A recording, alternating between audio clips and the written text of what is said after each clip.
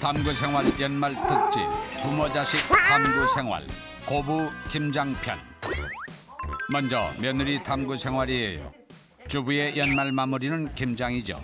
시집온 첫해 시어머님과 김장을 시작해요. 시어머니는 그간 숨겨왔던 자신만의 초특급 울트라 캡숑 건강 맛깔김치를 딸도 아닌 며느리에게 전수해 주신다며 있는 힘껏 생색을 내요. 나는 깜짝 놀랐어 이게. 김장은 평소 볼 수 없었던 엄청 큰 고무대야와 소쿠리를 씻는 것으로 시작해요. 헐, 배추가 얼마나 많으면 이렇게 큰 대야들이 필요할까 싶어 어머님께 김장을 몇 포기 하냐고 물었는데 오마이갓, 네가 힘들까봐 간단히 100포기만 하시겠대요. 100포기요?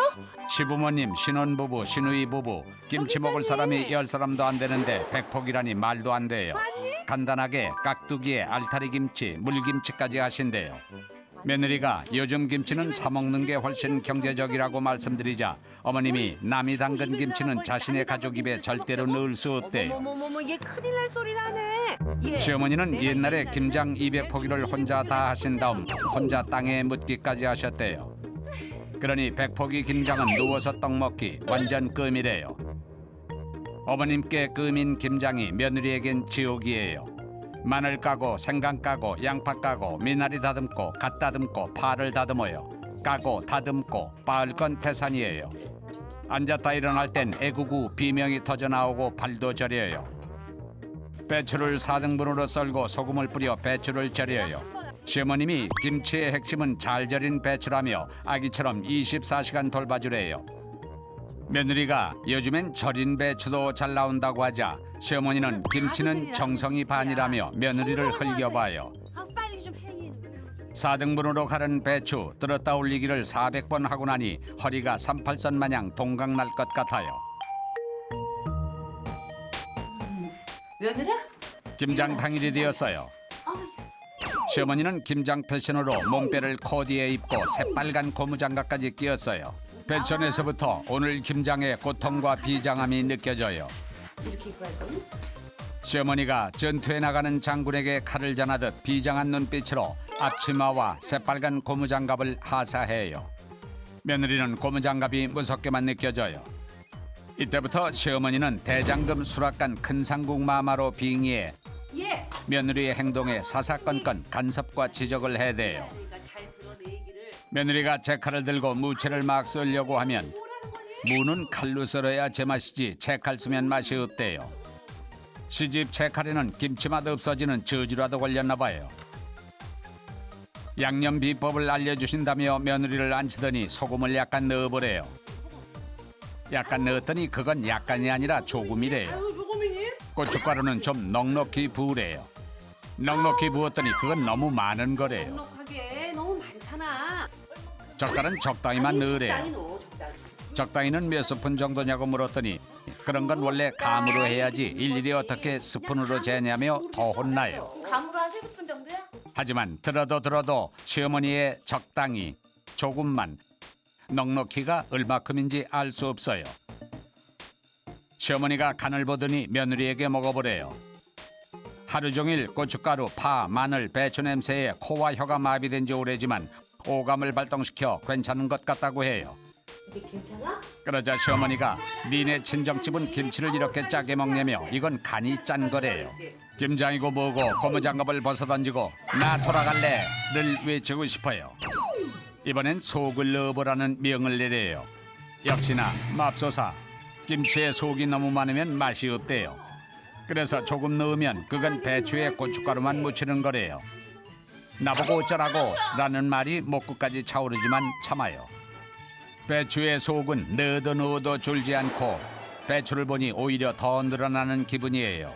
며느리는 어머님이 자신에겐 100포기를 한다고 해놓고 혹시 1000포기를 하신 건 아닐까 하는 음모론에 휩싸이기 시작해요. 원래 드디어 마지막 배추에 속을 넣을 순서가 왔어요. 이것만 넣으면 끝인 거예요.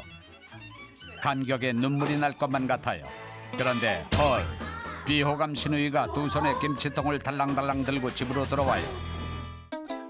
감격에 눈물이 날 것만 같아요. 그런데 헐, 비호감 시누이가 두 손에 김치통을 달랑달랑 들고 집으로 들어와요. 그러더니 진정한 절대 미각은 바로 자신이라며 김장도 다 끝난 마당에 간보기를 자청해요. 손가락을 까닥거리며 김치를 줘보래요. 저런 절인 배추에 쌈 싸먹을 비호감이 있나. 고무장갑 낀 손으로 선빵을 날려볼까 갈등되지만 이를 악물고 쌈을 싸는데 굴이 없냐고 물어요. 참 가지가지하는 시누이예요. 쏙쌈을 먹은 시누이가 눈알을 굴리며 김치 맛을 음미하더니 좀 짠가? 라는 비수의 한마디를 며느리의 가슴에 꽂아요.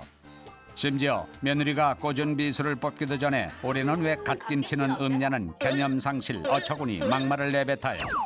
시누이의 입에 생갓을 물리고 싶어요. 시누이가 이번엔 배 가지고 부시대요. 새벽같이 일어나 일하느라 배가 고픈 건 나예요. 며느리는 짜장면 좀 시켜 먹었으면 좋겠는데 시누이가 김장 담그느라 힘드니까 간단히 따뜻한 밥에 새로운 김장김치를 얹어 먹재요. 그럼 네가 따뜻한 밥 좀 하라고 소리를 지르고 싶지만 며느리는 시누이 입에 들어갈 따뜻한 밥을 짓기 시작해요. 시집살이를 하다 보니 엄마가 보고 싶어요. 했네 벌써. 이때 원래 며느리의 구원자 시아버지가 나타났어요. 시아버지는 며느리를 예뻐하는 유일한 시댁 식구래요. 그런데 묵미 시아버지 손에 달랑달랑 수상한 검은 봉지가 들려 있어요. 이런 된장, 고추장, 쌈장, 김치하고 먹으면 100번 넘어간다는 돼지고기 보쌈이에요. 놓고 먹어야 돼 이거. 김장 내내 방 안에 처박혀 얼굴 한번 비추지 않고 잠만 자는 남편에게 달려가 당장 집으로 고고싱 하자는 강렬한 안구 신호를 줘요. 남편은 김장 끝났냐며 밖으로 나오더니 묵미 보쌈 고기 덩어리를 보고 맛있겠다며 흥분하기 시작해요. 저 인간을 확 보쌈에다가 조용한 곳에 버리고 오고 싶은 마음이 강렬하게 솟구쳐요. 드디어 오늘 며느리가 담근 김치를 싸서 집으로 갈 시간이에요. 그런데 오마이갓, 손 하나 까딱안 한 시누이랑 1박 2일 김장한 며느리랑 배당받는 김치의 양이 똑같아요. 이런 게 시집살이 구박살이인가 봐요. 시어머니도 믿고 시누이도 믿고 남편도 미워요. 하지만 내색은 절대로 안 해요. 혼자 뼈 빠지게 김장 다 하고 시누이 밥도 해주고 김치도 쿨하게 나눠주는 며느리는 조선 천지에 자신 하나뿐이라고 믿어 의심치 않아요. 이번엔 시어머니 탐구 생활이에요. 시어머니가 김장을 마치고 김치를 나눠줘요. 딸의 김치통에 한 포기 담을 때마다 며느리의 분노 게이지가 올라가고 눈에서는 레이저가 쏟아져 나와요. 더럽게 눈치 보여요. 이 김치를 내가 했지 네가 했냐고 따지고 싶지만 말할 수 없어요.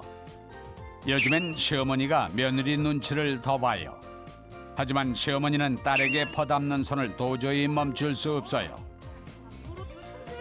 며느리와 딸이 집으로 돌아가자 삭신이 쑤시고 온몸에 안 아픈 구석이 없어요. 에구구 앓는 소리가 절로 나와요. 허리를 펴는 게 9시간 45분 만이에요. 이때 눈치꽃이 없는 남편이 다가와 올해는 며느리가 있어 편했겠네 라고 해요. 헐, 편하다니 며느리는 일손이 아니라 짐이었어요. 무채도 못 썰어서 시어머니가 썰었대요. 기운이 없어 배추도 못 들어서 시어머니가 들었대요. 간이 이상해요. 간 맞추는데 아는 것도 없어서 시어머니가 간도 다 맞춰줬대요. 심지어 며느리가 오만상을 찌푸려 눈치 보여서 심부름도 제대로 못 시켰대요.